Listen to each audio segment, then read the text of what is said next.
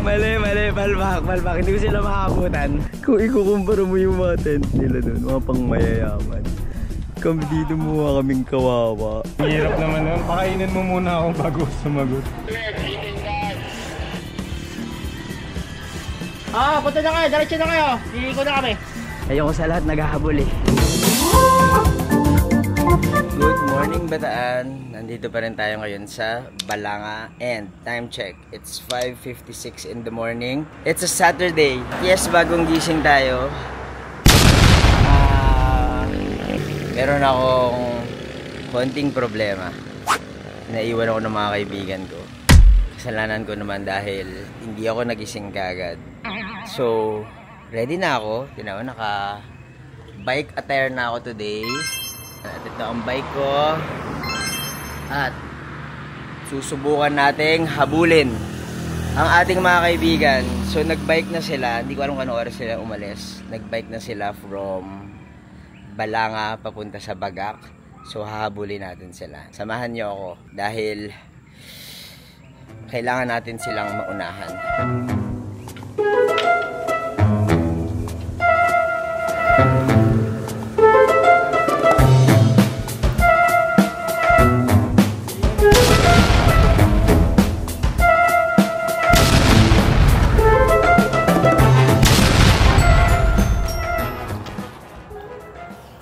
Habulin natin sila. Ikokotse ko. Tapos meet na lang natin sila dun sa midpoint. So nandito pa din ako sa Enrique Hotel. Ayan, dito ako nagstay. Napasarap ang aking tulog. So, let's go. Ang plano ko ay makipag-meet sa mga kaibigan kong manggagaling sa Metro Manila na sina Marlo, Marty, Sam at JM sa bahay ni Edge na taga Bataan. Dahil masyadong maaga ang call time, hindi ako nagising at nauna na yung friends ko na mag-bike papunta sa Bagak.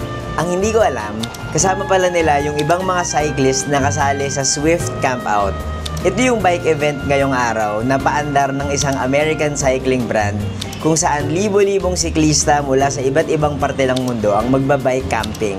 Dahil nagbabike na ang mga friends ko, alam kong hindi na sila mag-check ng cellphone kaya wala nang point para i-message ko sila, kaya hahabulin ko na lang sila. Minumulto na ako ng damdamin ko, Hindi ko alam kung ano na nangyari sa mga friends ko kasi hindi ko naman sila minessage. Pero I'm pretty sure na on their way na sila dun sa destination sa Bagak. Ang gagawin ko, naisip ko, ay hahabulin ko sila by car. Tapos, isusurprise ko sila. Siguro, ang expectation nila ay natutulog pa ako, ganyan, hindi ako nagising. Kaya hindi ako nakasama, hindi ako nakapunta dun sa meet-up point. So, ang gagawin ko, habulin ko sila by car. Pag nakita ko na sila, advance muna ako ng konti. Kasi syempre, hindi naman nila ako mapapansin eh. Hihinto ako, ibababa ko yung bike, hihintayin ko sila. Tapos pag nasabayan ko na sila, magbuulan sila, sabihin ko, grabe, hinabol ko kayo. Hingal ako, ganyan, bla bla bla. Sabi ko sa atin na sige muna kayo, alam ko naman yung daan. Tapos babalik ko dun sa sasakyan. After ko magsasakyan, anin ko na, surprise ko sila na magkotse na ako. Tapos i-all the way ko na dun sa meet-up point, dun na kami tapos hangout na lang siguro. Tingnan natin kung masusurprise talaga sila. Or baka ako yung ma-surprise. Actually, hindi ko alam eh, kasi mamaya biglang hindi ko pala sila makita sa daan, dire-diretso na lang ako. Doon na lang sila i-meet up dun sa campsite. Excuse me po, may napansin ba kayong mga bikers na nagdudumaan dito, nagbabike?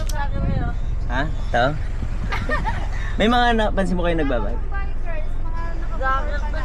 Baka nakamotor pa lang? Story time! Bye-bye! Ingat po! Bye-bye! I guess tama naman yung daan ko, tinan mo. Bagak Morong. Good morning po.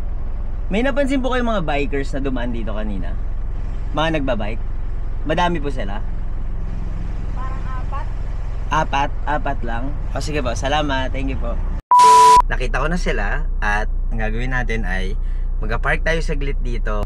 Bababa natin yung bike, abangan natin sila. Kunwari nahabol natin sila. Tapos eventually, babalik ako sa kotse, i-drive ko na papunta dun sa campsite. Kung siguro magiging sag na lang nila ako. So let's go, baka maabutan na nila ako. So nandito na pala tayo ngayon sa Bagak. And ang game plan natin ay, dun ako nakapark.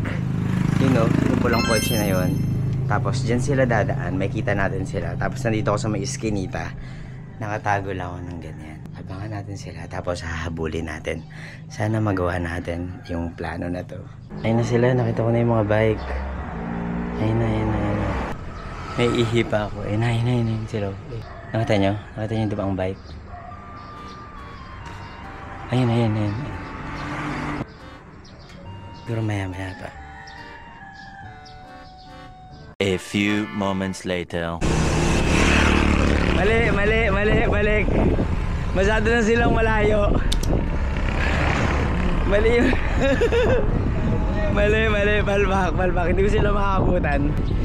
Hindi ko napansin. Ano ba yan? Masyado akong preoccupied sa ibang bagay. Okay, focus tayo sa prank. Focus tayo sa surprise. Focus. Okay. So I think okay na yung game plan ko. For the second time, nandito ako ngayon, nakatago ako sa may barangay basketball court. Andun nakapark yung car. Tapos nakita ko na sila nakabuko break sila ngayon. So it's the perfect time na sama-sama silang magbabike papunta. So hindi sila naka-break away. At masusurprise natin sila. Sabihin ko na parang, uy, tagalan nyo, ganyan. Something. Siguro kapag nakita ko na napapalapit na sila, advance na ako para kunwari ako yung unang-unang siklista. Okay, nakikita ko na sila noon na ako. Kunwari, pagod ako ganyan dito. May kita kaya nila ako. Hello, sir. Ay, good morning po. Good morning po. Dito din pala kayo? Opo. Hello po. Saan po biyahe nyo, sir? Ha? Saan po biyahe nyo? Sa Balanga. Bala. Oh!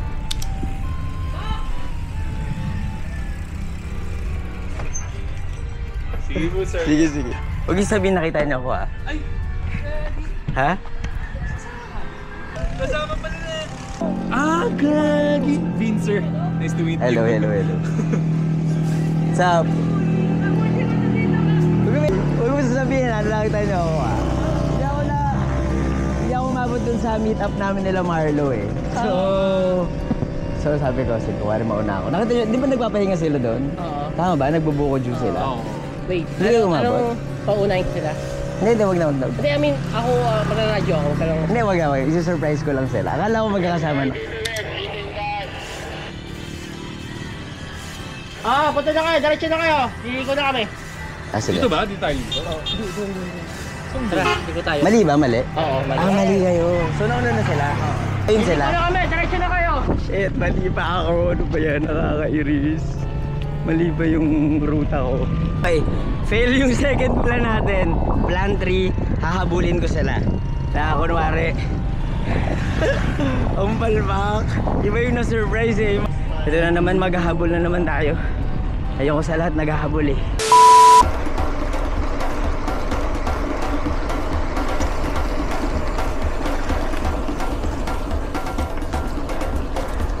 Ay, mahabol ko sila. Ayan sila.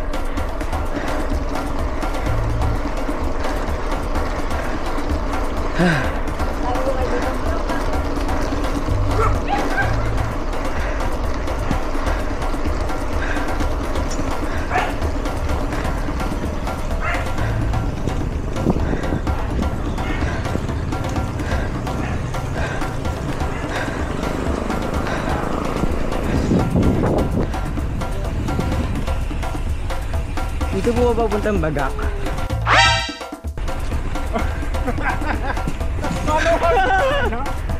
Ha? Bakit sumusulpot ha? Uy! May batas kami ngayon ha? Nagbike ako! Mula Manila hanggang dito, nahabol ko kayo. Grabe! Only because this is a swift cab outright. So I bike from Manila to here. I was so tired. I was so tired. Like forever. So, Tell me about their trip. grabe. Hello po. Paano mo kami nakita? Ha? Paano mo kami nakita? Okay. Pwede bang sabihin ko na yung totoo? Nagkotse ako, tapos inaabangan ko na kayo kung nasaan. Saan ka nakatambay? Ang plano ko, kuwari mauna ako, tapos mahahabol niyo ako. Tapos, may mga naligaw na biker, sabi nila mali daw yung ruta nila. Tapos na nagkamali, tapos ayun. Saan mo kami nakita? Nakita ko na kayo sa bukuhan, naka-break kayo. Saan ka naghihintay? So may barangay hall. Kunti saan ka naghihintay? Hindi nga, mali nga, hindi nyo nga dinaanan yun eh. Buti na lang may naligaw pang biker eh. Kung may hindi, sumobra. oo may sumobra. Kung hindi, Tawag doon yung tubig. Binaba mo lang yung bike mo? binaba ko lang, pa-under lang to men. Okay, so anong babalik kayo? Oo, day trip. Ibabike nyo? Balik, oo. Ibabike nyo pabalik. Ang ganda oh. Morning po.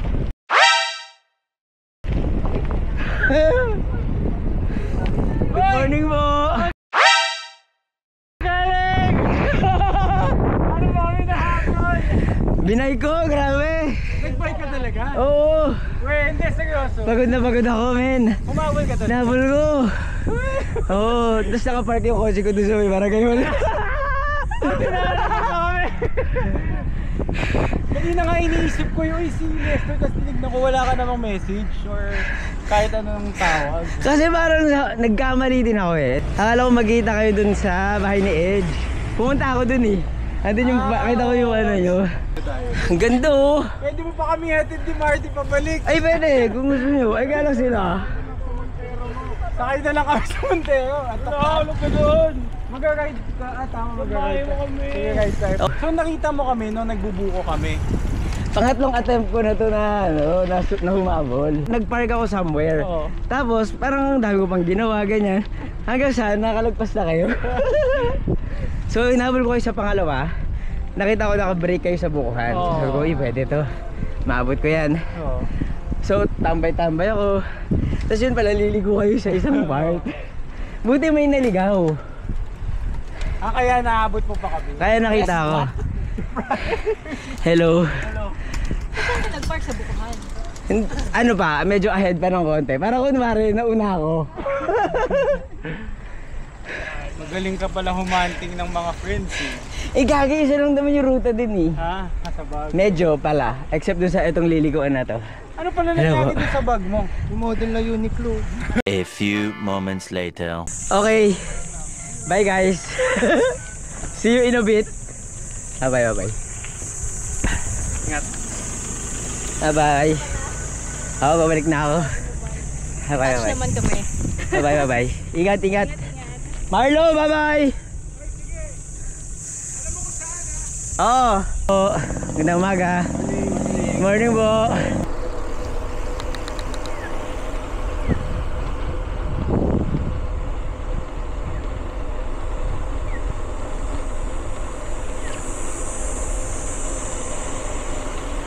Malapit tayo sa main road. So, kunin ko lang yung car. Tapos, diretso tayo dun sa may...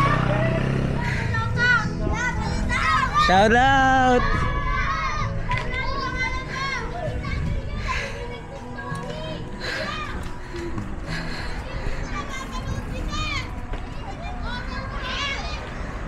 Hindi na ako nakapagsalita. Anyway, nandito na tayo sa may main road. Good job! Diyan pa yung car. Ilo-load lang natin yung bike, tapos mag-drive tayo papunta dun sa campsite. Successful naman yung surprise natin, I guess. Medyo napagod ako ng konti, pero grabe ang ganda nung short route na sinama ko sa kanila. Wala akong bike rack sa ganda na ako. Malaki naman yung sasakyan. So, I guess it's fine. Hindi kayo pinasa TikTok? Ay, opo, hello po. Pwede mo po picture? Sige, tara. Saan mo ako nakita? Doon po yung nagbabike po kayo doon. Nakita mo lang. Pagkalabas po. Talaga? Ano Okay po. pangalan mo? Christian Toledo po. Christian, mag-hi ka man sa YouTube naman daw. Hello po. Siguro mga in 2 weeks ko pa ito makapag. 2 weeks. Okay, bye-bye. Ganda sa inyo, grabe. Ganda, grabe. Saan nyo bagak madaan po? San Antonio, Bagak Bataan. Shout out! Hey! Bye-bye. Habang hinihintay ko yung mga friends ko kasi nagbabike pa sila papunta dun sa campsite, mag-iikot-ikot muna ako dito sa Bagak. At isa sa mga una kong pinuntahan ay ang Kilometer Zero ng Death March. So gumawa ko ng story time ngayon. And dito nagsimula yung malagim na Death March kung saan pinalakad ng mga Japanese soldiers, yung mga preso nila na Filipinos at Americans, mula dito sa Bataan papunta sa Capas Tarlac. 106 kilometers yon at mga around 75,000 or more na mga preso yung pinalakad nila. At grabe, mga around 5 to 18,000 Filipinos daw yung namatay.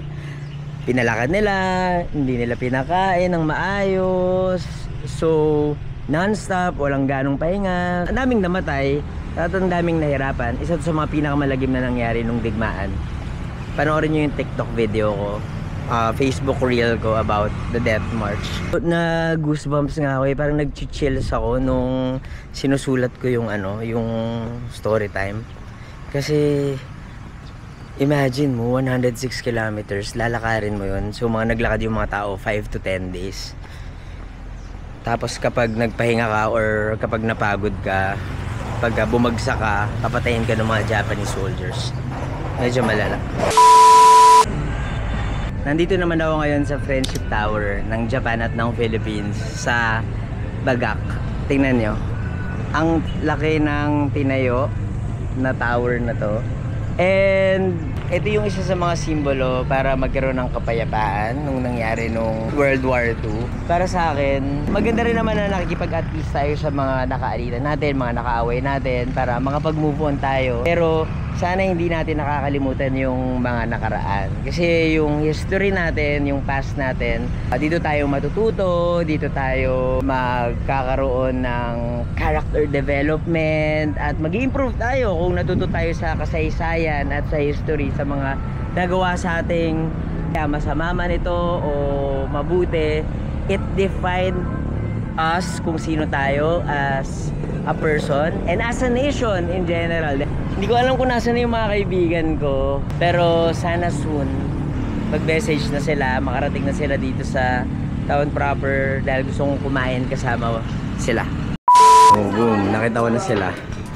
Dito sila kumakain sa may Crossing Food House. Kanina, nandito lang ako dyan, oh. Nag-story time ako dyan. So, ang ending, dito pala sila kakain. Naming bike ko, Crossing Food House. Meron pala silang policy dito na dapat English only kasi sumali sila sa Swift Camphouse. Bakit English? Because the Swift is an American company and we want them to understand what we're doing. And it's hard to put subtitles. You've been to Chengdu, right? The home of the pandas. Giant pandas. Did you know that the giant pandas eat labong? Yes, yes, I know. I came from China, so shishi. Nakakain ka na ba dito? Hindi pa. Ngayon lang nakarating dito. Di ba taga Bataan ka? Oo. Batang-Bataan ka ba? Grade 5. Lumipat kami dito grade 5. Grade 5. Saan sa Bataan? Sa Orani kami. Yung mas malapit siya sa side ng Manila. Malapit sa Kasi ito Balaca. nasa nasa kabilang side siya, nasa West Philippines siya. So sa amin nasa kabilang side. Bilang isang Bataanyenyo, ang tawag sa ano tawag sa mga taga-Bataan? Bilang isang taga-Bataan, anong masasabi mo sa Death March? Ang lalim. Ang hirap naman nun. Pakainin mo muna ako bago sumagot. So, ang order ko ay kalahating monggo. Ayan o. Kalahating monggo. Naka-record na ba, sir? Naka-record na. Sisikat ka. Kalahating monggo. Tapos, higadilyo. Ayan. Tsaka, lechon kawali.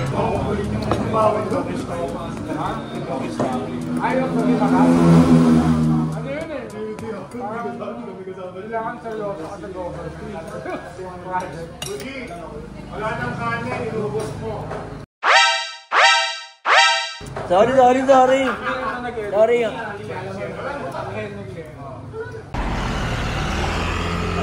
Bye boy, ingat.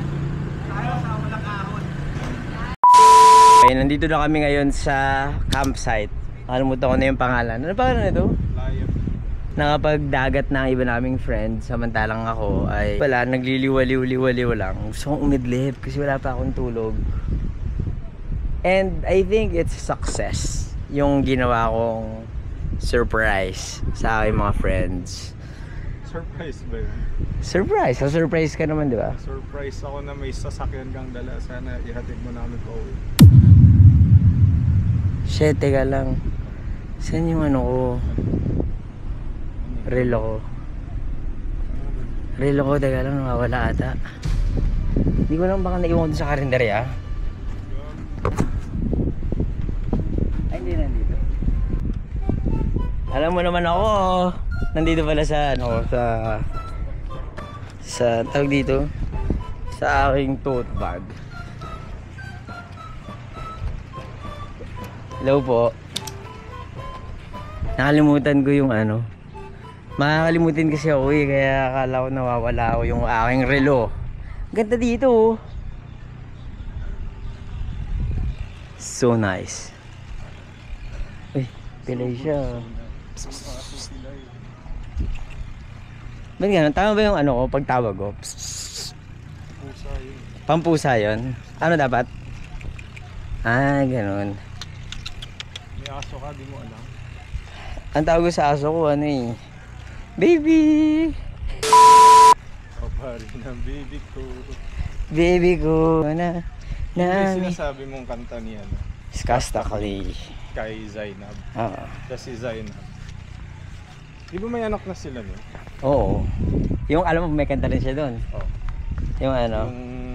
Yung anak niya, di ba? Oo, may kanta. Di ka nakakasawang tingnan pagmasdan ng iyong mga mata. Eh bakit sila naghiwalay? Hindi ko alam kung ba't sila naghiwalay. Para sa mga nanonood dito, bakit naghiwalay si Zainab and si Skastakli? Ayun na, nagkakamping sila. Di yan sila, gagi. Ibang tao yan. Ito na sila, nagsiset up na sila ng kanilang mga tents. Dito, may bed. Yung iba nakahamok. Yung isa natutulog. Galing mo, hamok lang pwede na. Dito naman yung iba. Amazing. Siguro kung ako yung papapiliin, mas gusto ko ng tent kaysa hamok. Ano yan? Hindi ko alam. Ano yan? Where? There. Where oh, there oh. Uy, baka mamaya kumano tumalon. Saan tent nyo? Wala. Papag. Para sa mga nagtatanong kung ano yung ginagawa namin sa campsite, yung other groups, no, nagsiset up na sila ng mga tents, ganyan. Wow! And ang group namin ay eto. Mukha tayo. Kung ikukumpara mo yung mga tent nila doon, mga pang mayayaman. Kami dito mukha kaming kawawa. Lahat ng mga ano namin, gamit namin yung upuan, yung tinutulog, hinihigaan nila dyan, mga ano yan, mga limos galing dito sa mga may magagandang tents na to. Someday magkakaroon din kami ng magarbong tent. As of now wala, manlilimos muna kami ng mga kagamitan. May tubig kayo? Pero meron sila. Hingi ako. Mamaya na lang. Nahiya na ako.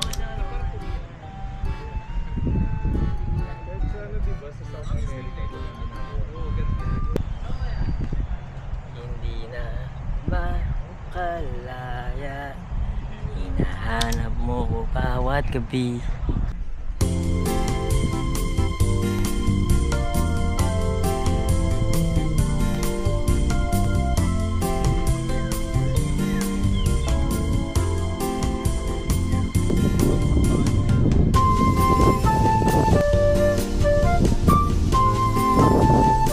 Grabe, sobrang ganda mag-camping. No?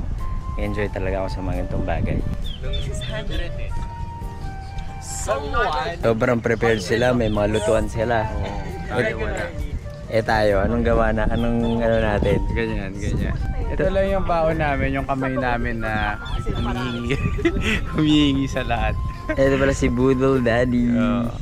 Someone's job in ITAP is to write this. Oh, di ba nag-i-English na sila? Oo. Kasi Swift. Kasi Swift event eh. English dapat. From Japan. Ano to? Sliced peaches. Ano? Gummy bears. Chinese kiamoy. Pahingi ah. Gusto mo tingnan natin? From Vietnam. Cultural exchange pala to. So, Hainanese chicken. Akala ko nakakain. Hap. Tapos ito yung beach. So meron ding beach area pala. Hindi ko na kayo nadala kasi hindi naman ako lumangoy. Pero Ito ang beach ng Bagak. Kung gusto nyo ng getaway from Metro Manila, punta kayo dito sa Bagak. Ganda. Ganda. Ito kami eh. Okay. 10 seconds. Yung pa mo kanina. Hey.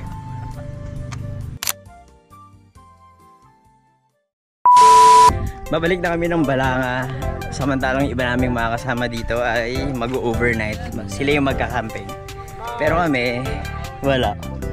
Goodbye na. It has been a nice experience. Sana natuwa kayo sa aking vlog ngayong araw. From paghahabol at pagsusurpresa sa aking mga friends to a little bit of camping dito sa Bagak.